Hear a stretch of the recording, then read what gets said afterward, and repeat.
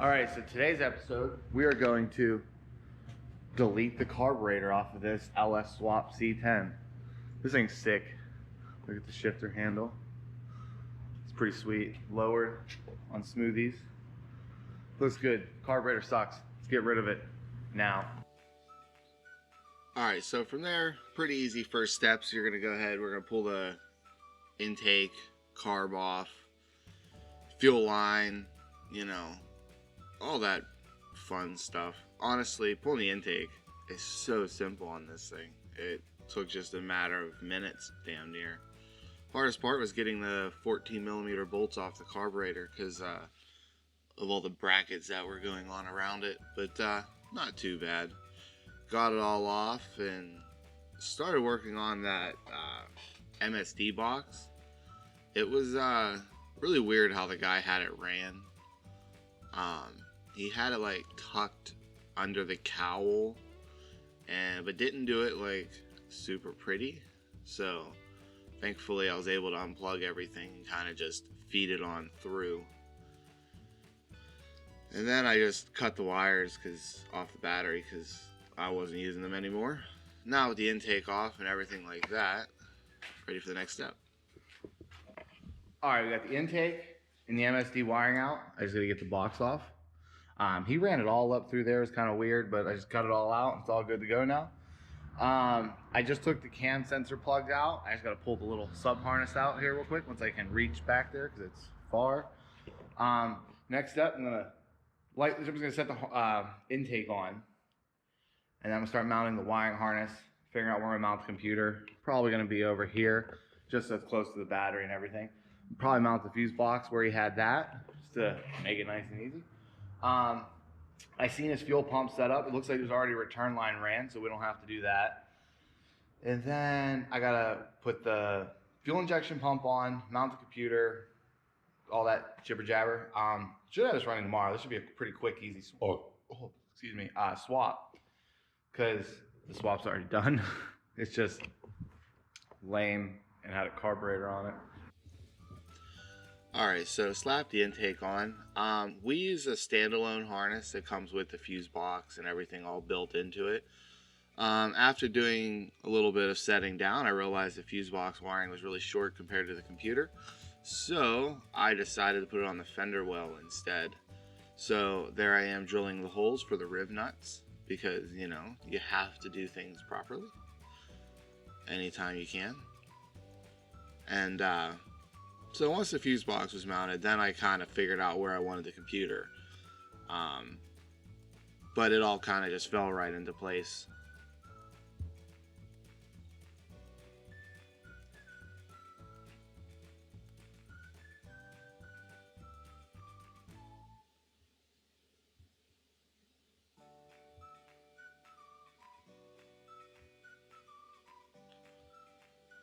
From here, I took out his old Holley fuel pump, and then I ended up reusing his bracket and stuff for the Walbro fuel pump. And as you see, I clamped off the line going into the tank. Anytime somebody puts the fuel pump line at the bottom of the tank, as soon as you disconnect that, it just pours everything out. I hope I can save somebody some mess, because I've done that before and it's not fun. So I was able to use the same bracket, same bolt, everything, kind of even use the same wiring. It was all there already. So, and he used a pretty thick gauge power wire, so I was okay with reusing it. All the lines matched up. I think I had to shorten the one just a little, like maybe an inch, but like nothing really outrageous. Like I said before, this thing already being swapped has made everything very easy. So here we're putting on the final intake. This is a different intake that's, nicer and all complete. With some new gaskets. So I already have the harness ran and it's sat in there, so everything's done in the back, including the ground behind the head and all that stuff. Don't forget that ground because it won't start. Can't tell you how many times I've had calls and stuff where people buy my harness and forget to hook that ground up. But from there, just plugged everything in. Then I found out I had to change the mass airflow sensor and the injector pigtails. So pretty much had to stop pretty close after this and just ran to the junkyard. I needed plugs and a couple other different odds and ends. I also needed a throttle cable too, in case if anyone ever needs to know. New body style Silverados bolt right in to C10s and OBS too. So you can just pull out your old throttle cable, put the new one in. The only thing on C10s you have to do is the hole is square, which is fine, but it's slightly smaller square. So you have to either Dremel it, or I just took a drill bit and opened it up just a smidge, and then it, goes right in. You don't want to go too big because then it'll fall out though. So like it literally 1/16 of an inch.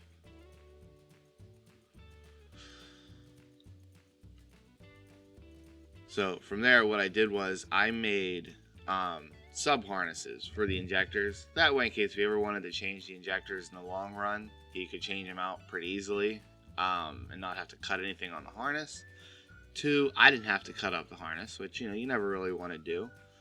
And honestly, it was just a little bit easier because I already had the harness in the truck. And anybody who works on C10s knows that it's a pain in the ass because of how far the motor is back.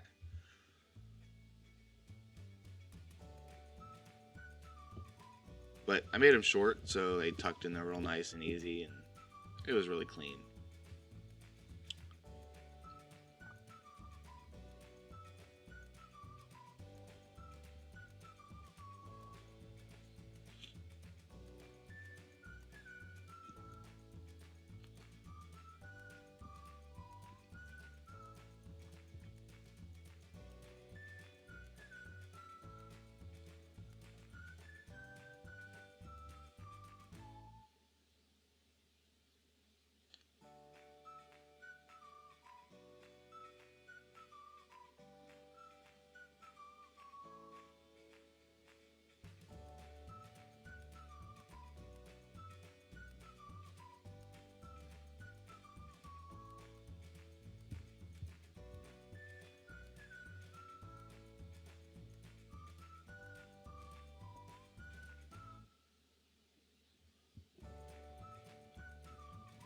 Here I'm having my lovely wife help me put the throttle cable in and get the old one out, because it definitely requires two people to do that.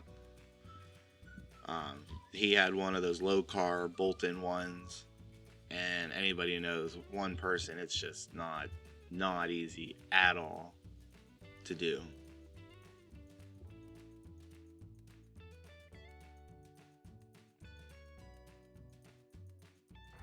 Alright, so we had to make a really quick junkyard run today. We got the junkyard run done. We had to get pigtails, throttle cable, throttle bracket, computer, possibly. Grab one just in case, and a map. Got it all on. Got the pigtails in. I actually used extension harnesses. That way, if he ever changes injectors down the road, you don't have to worry about it. Throttle cable on these go right in. All you have to do is drill the hole out just a little bit, and then the throttle cable literally goes right in. You do have to bend the throttle bracket, which I got to do once I back it up a little bit. But otherwise, it's all in. Harness is 90% done. I just have to figure out the cold air intake and then wire in the MAF, because this came with a 2-wire MAF, and we're going to be using a 5-wire MAF. So we just have to run that wherever that's going to go. And we got to figure out the bracket for the kickdown cable, and then that's pretty much it. We're actually just about done. This was real quick and easy, how it's supposed to be. Swap was already done. We're just adding the fuel injection. Should have been done from the gate. Oh, the next thing we got to do, I'm waiting on from the shop, is fuel lines. And I'm just going to, he already had the fuel lines here, so I'm just going to reroute them over there, and it's good to go. So let's get fuel lines ran, and then we can hear it fire up for the first time. Well, first time fuel injected. I drove it in. So after all that was done, I just ran new fuel lines. I didn't really run them exactly how I usually run them, because he already had the fuel lines on the frame rail. So what I did was just tapped off his fuel lines using high pressure fuel line. and end up utilizing the factory quick disconnects. And that way it still could quickly disconnect from the fuel rail if needed, but then it just goes to a normal hose.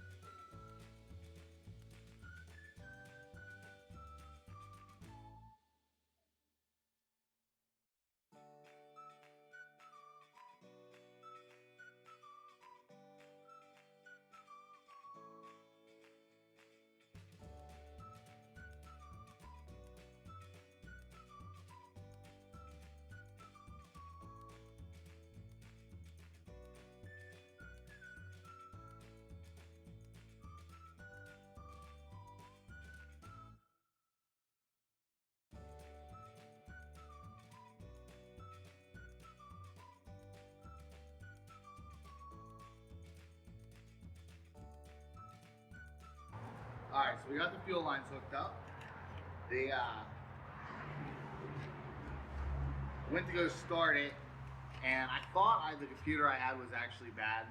I just couldn't remember, and it was. So I swapped it out for the good one. I just didn't mark them. I did now. Thankfully I have like 900 of these computers sitting here. So right now what I'm doing is I'm downloading the file. I'm going to remove the VATs and stuff on it. And once that's done, it'll fire right up.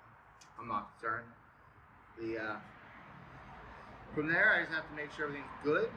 And then, like I said, kick down cable, O2 sensors, intake, and wire them out. And that's it. So,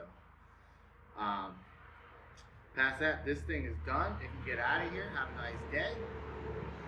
And he should be happy. Carburetors on Ellis just don't work right. I don't care what anyone says. They are just not as right as fuel injection. That is the whole point to this damn thing.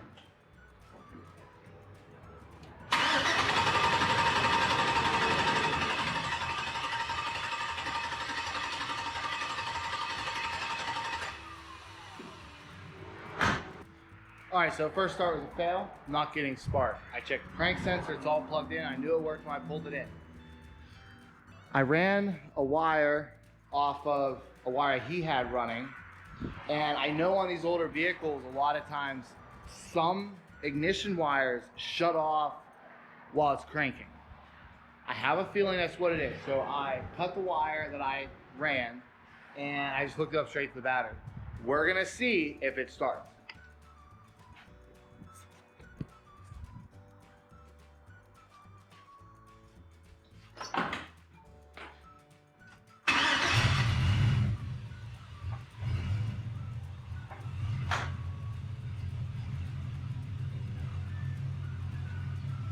Look at that. We got spark, it's running.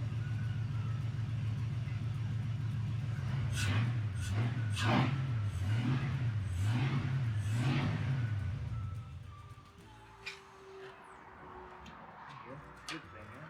Pop this back off.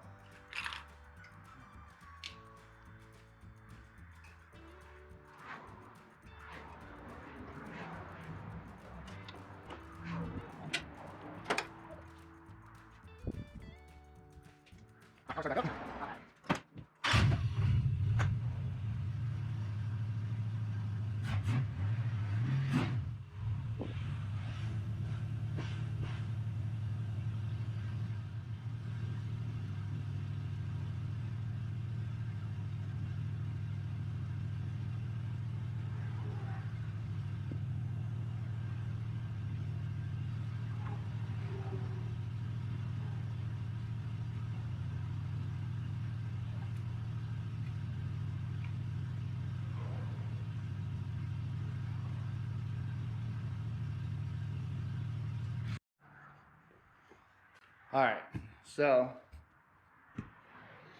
I got it running and had a misfire. Actually had a lot of them. Started chasing it down, got power ground, all the injectors are pulsing, blah blah blah blah blah. Alright, pulled the injectors off because And it's hard to see, but there's rust all inside this rail. The gas that came out of it was brown. And I don't know if you know this, but gas isn't brown.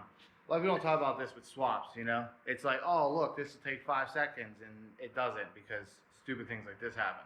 So I'm pulling the fuel injectors out one by one. I'm going to clean them, test them, and check them and stuff before I throw it all back together.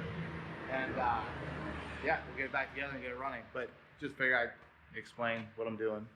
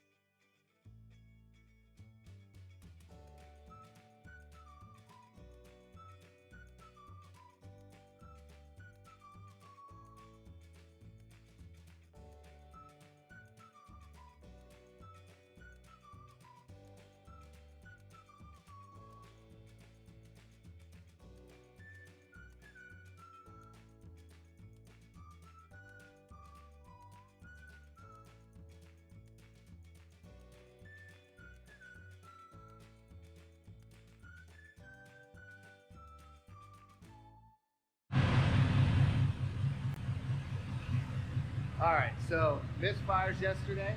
I just want to go over how I figured that out. Again, I talked about this in a previous video, but again, thermometer. You can actually check the temperature of each cylinder. If it's working, it'll build heat. So you pretty much just look at it, look for the differences, but it ended up being all the injectors. They were all just disgusting. So I cleaned them out real good, put it back together, and it's honestly running beautifully. I mean, you can hear it. There ain't a misfire. It's quiet. It sounds healthy, really nice. All we gotta do is clean up a couple little things, just a little bit of the wiring from tearing off the injectors. We finished up the kickdown cable bracket, okay?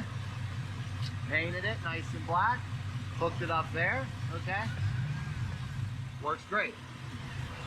So it is all good.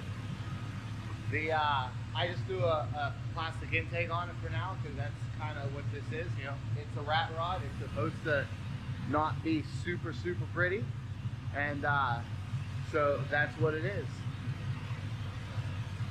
But hope you guys enjoyed the process. I know this was a quick, easy one.